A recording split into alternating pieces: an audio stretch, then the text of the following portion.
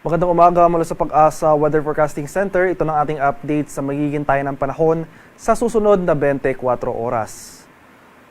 Makikita dito sa ating latest satellite images itong mga kaulapan sa north-west portion ng ating bansa. Ito yung mga kaulapan associated pa rin kay Severe Tropical Storm Gaimi na dating ang si Bagyong Carina nung nasa loob pa ng ating PAR. Itong si Gaimi ay huling namataan sa layong 615 kilometers north-northwest ng Itbayat, Batanes. Nasa labas na ito ng ating Philippine Area of Responsibility. Isa itong severe tropical storm na may taglay na lakas ng hangin na malapit sa gitna na umaabot sa 95 km per hour at pagbugso na umaabot sa 160 km per hour.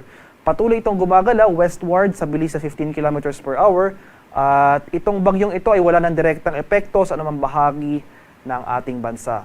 Gayunpaman, itong southwest monsoon, yung hanging habagat, ay patuloy na iiral sa malaking bahagi ng Luzon at ng Visayas. Kaya buong Luzon makakaranas pa rin tayo ngayong araw ng maulap at may mga kalat-kalat na pag-ulan, pagkulog at pagkidlat. Pinakamaapektuhan ng hanging habagat itong kanlurang bahagi ng Luzon, particularly dito sa areas ng western section ng Northern Luzon. Samantala, may mga pabugso-bugsong pag-ulan sa nalalabing bahagi ng Central Luzon at mas maliwanag sa panahon na ating inaasahan sa Visayas at sa Mindanao. Makanta pa rin tayo pero sa mga tsansa ng isolated rain showers or localized thunderstorms. At sa kasalukuyan, may binabantayan na rin tayong low pressure area sa loob ng ating Philippine Area of Responsibility. Kaninang 3 a.m., huli itong namataan sa layong 1,035 kilometers silangan ng southeastern Mindanao. Maliit pa naman yung tsansa ng nasabing low pressure area na maging isang ganap na bagyo within the next 24 to 48 hours. Ngunit inaasahan natin na posible itong gumalaw sa mga susunod na araw, pahilagang kanluran at mananatiling malayo naman sa ating bansa. Gayunpaman, inaasahan natin na itong LPA posible magdulot ng mga kaulapan sa mga susunod na araw, possibly starting Sunday sa eastern section ng ating bansa. So itong mga areas ng Kabikulan, Eastern Visayas at eastern section ng Mindanao sa mga susunod na araw, over Sunday at sa early next week, makakaranas po tayo ng mataas na tsansa ng kaulapan at mga kalat-kalat na pag-ulan. So generally, eastern section ng ating bansa magiging mas maulap at maulan sa mga sunod na araw, samantalang improving weather conditions na ating inaasahan dito sa western section ng Pilipinas. So yung mga area sa dating inulan ng habagat ng mga nakarang araw, posible na tayong makaranas ng mas maaliwalas sa panahon over the weekend. Gayunpaman, since may mga naitala nga tayong mga malawakang pagbaha noong nakarang araw, kung makakaranas man tayo ng mga isolated na pag-ulan na dulot ng thunderstorms, nananatiling mataas pa rin yung tsansa ng mga pagbaha at pagguho ng lupa.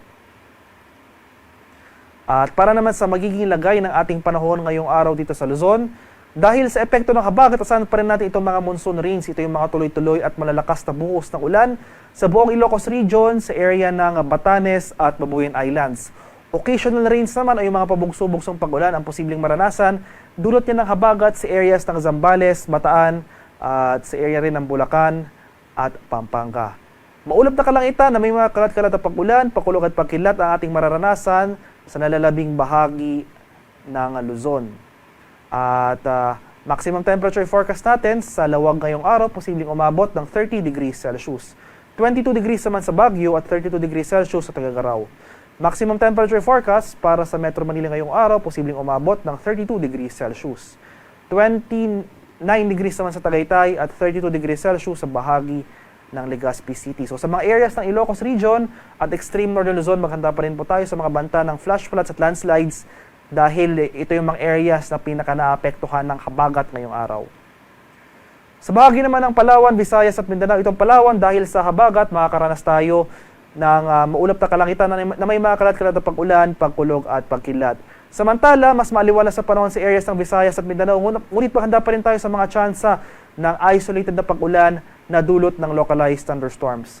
Maximum temperature forecast para sa Kalayaan Islands ngayong araw, posibleng umabot ng 33 degrees Celsius. 32 degrees naman sa area ng Puerto Princesa City, 32 degrees Celsius sa bahagi ng Iloilo City, at 32 degrees Celsius sa Cebu City. Maximum temperature forecast para sa Tacloban ngayong araw, posibleng umabot ng 33 degrees Celsius. At 33 degrees rin sa areas ng Cagayan de Oro, Davao at Zamboanga. At sa kalagayan naman ating karagatan, sa kasalukuyan, may nakataas pa rin tayong gale warning sa ilang dagat baybay na ating bansa.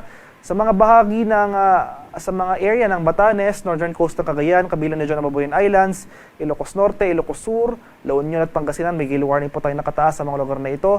Kaya kung maaari ay huwag po muna tayong pamalaot dahil patuloy tayong makaranas ng maalon hanggang sa napakaalong karagatan na dala ng hanging habagat. At sa nalalabing bahagi ng ating bansa, iba yung pag-iingat pa rin dahil moderate to rough sea conditions, katamtaman hanggang sa maalong karagatan naman ang ating posibleng maranasan. Ang haring araw dito sa Kamaynilaan ay sisikat ng 5:38 ng umaga at tulubok sa ganap na 6:27 ng hapon. At para sa karagdagang impormasyon tungkol sa ulat panahon, lalong-lalo na sa mga rainfall or thunderstorm advisories na posibleng i-issue ng ating Pag-asa Regional Center sa ating mga lokalidad, ay follow kami sa aming social media accounts at DUST_Pag-asa. Mag-subscribe rin kayo sa aming YouTube channel sa DUST Pag-asa Weather Report at palagi bisitahin ang aming official website sa pag-asa.ust.gov.ph. At yan lang naman pong latest mula dito sa Pag-asa Weather Forecasting Center. Magandang umaga sa ating lahat. Ako po si Dan Villamil nag-uulat.